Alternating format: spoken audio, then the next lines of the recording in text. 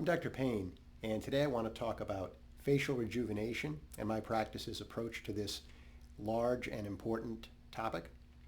Facial rejuvenation encompasses a wide variety of treatment possibilities.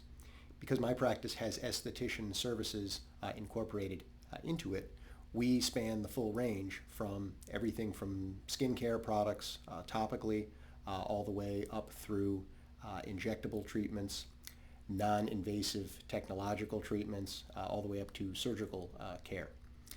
We also, on the surgical side, are happy to see people that may have secondary issues if they've had surgical treatments elsewhere, or maybe they have a little bit of an unusual situation with some medical background or medical diagnoses or something that makes them not an obviously easy candidate for something.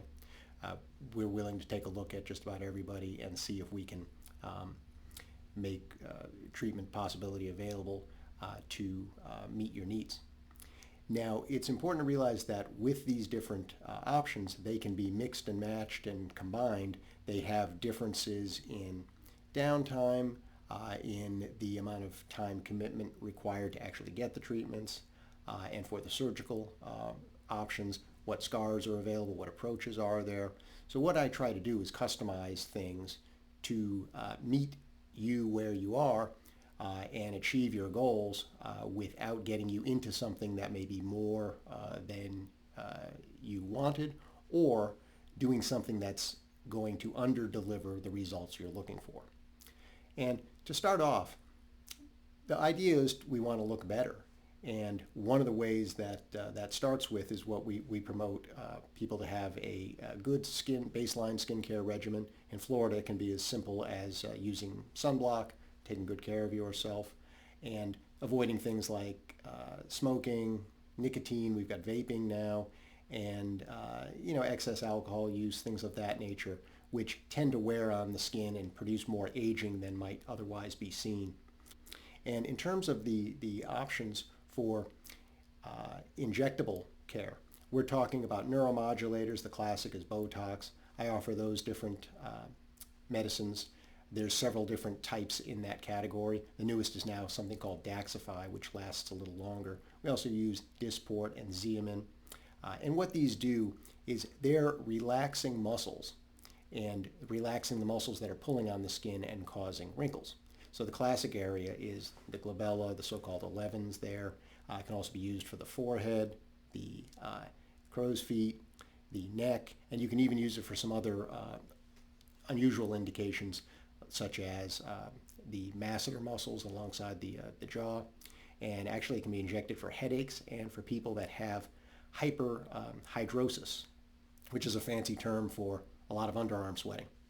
That can actually be treated with these medications. And it's very interesting, and it does work. They do wear off after several months, depending on the type, and people have slightly different times that it will last. So we'll kind of go over that and see what are available there and what you're looking to do. With the other category of injectables, there are what they call fillers. So these work a little bit differently.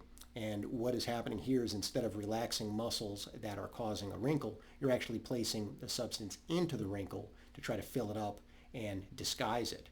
And there's a lot of these available. We have something in each category. The manufacturers have different, I wouldn't say gel sizes, because they're usually in the form of a gel called hyaluronic acid. And they can be used anywhere from under the eyes to larger wrinkles such as the nasolabial folds. They can also be used to add volume either to the lips, the cheeks, any hollowed areas. And in some cases, I've had patients that have had contour irregularities in different parts of the body. You can actually use the fillers to kind of help with that. And it depends on what the area is, what the issue is, and what type of filler we're talking about to be used. But I can come up with something in most cases. There's other ones that actually have a biostimulatory effect. So in other words, the filler is actually diluted, and it's not used so much to add volume in a specific place, but it's used to refresh the skin, which can be done throughout the face, can be done in the neck, it actually can even be done in the hands. So that's another interesting application that I will offer. On our esthetician side, we use radio frequency nanofractional technology. It's non-invasive, and what this is for essentially in the past we used to use CO2 laser. CO2 laser can still be done, and that helps for some skin tightening and wrinkle treatments, usually the finer wrinkles. And the disadvantage of that laser treatment is that there's a lot of downtime with it. It required anesthesia, and it was a heavy recovery. Some people will still do that. That involves more surgical, ambulatory surgery center for the anesthetic and everything to do the CO2. But what the nanofractional technology has allowed us to do is take that same result and spread it out without the heavy downtime, without the need for anything more than topical anesthesia. And these treatments are very effective. They result in a slight reddening of the skin for a day or so, but it does not require the heavy downtime of lasers. And they can often be used in conjunction. Sometimes people will do this before or after a surgical treatment or instead of one if they are looking for mainly surface freshening of the face without the desire to get involved in some of the more invasive procedures. It can also be used in conjunction with a program of injectables, either periodic neuromodulators or fillers, things of that nature. Regarding surgical options for the face, I take a comprehensive approach. We focus mainly on your area of concern, but if there's situations where that area of concern would benefit from something additionally being done, we always want to point that out. An example would be the upper eyelids. If the upper eyelid skin is in excess, but it's actually being pushed down by a low brow, then doing an upper eyelid procedure will deal with that skin, but it may not provide as effective a result as addressing the brow in conjunction with the eyelid. Sometimes it's actually one or the other depending on the specific situation. So that would be one example. Other times, a face and neck lift can be done to address jowling, sagging of the neck, and sometimes that may benefit from a fat transfer procedure to add some volume to the cheeks in areas that would be perhaps thinned by doing just the face neck lift procedure alone.